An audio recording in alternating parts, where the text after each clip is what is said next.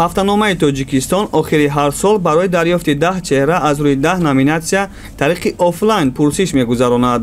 ҳадафи пурсиш донистани афкори мардум дар бораи раисон, вазирон, олимон, соҳибкорон, бонкирҳо, сарояндагон, блогерҳо, ашхоси маъруфи сол ки дар зиндагӣ ва шакл гирифтани тафаккури мардум нақш доранд.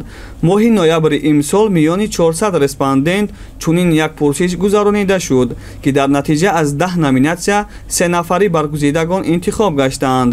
барои айнияти пурсиш нашрият тасмим гирифт ки доираи респондентҳоро васеъ кунад ва тариқи пресатиҷӣ пурсиш онлайн низ баргузор намояд.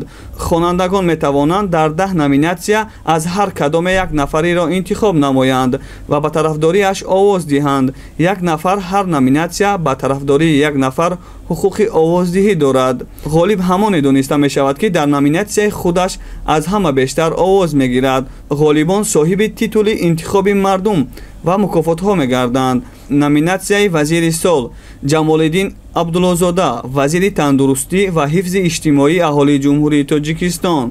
шералӣ кабир, вазири саноат ва технологияи нави ҷумҳурии Тоҷикистон. ширин амонзода, вазири меҳнат, муҳоҷират ва шуғли аҳолии ҷумҳурии Тоҷикистон. номинатсияи раиси сол рустами эмомалӣ, раиси шаҳри душанбе.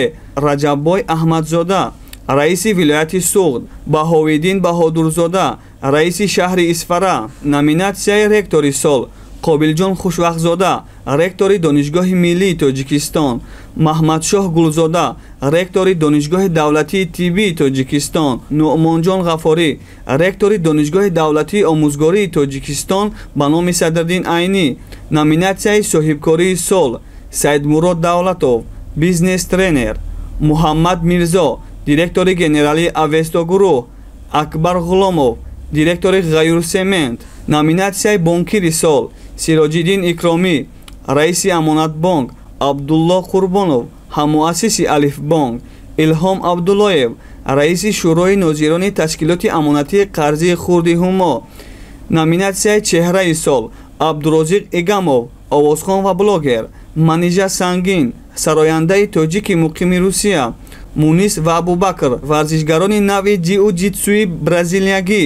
номинатсияи хайрхоҳи сол маҳмудҷон Муродов, роҳбари ширкати Сарманзил.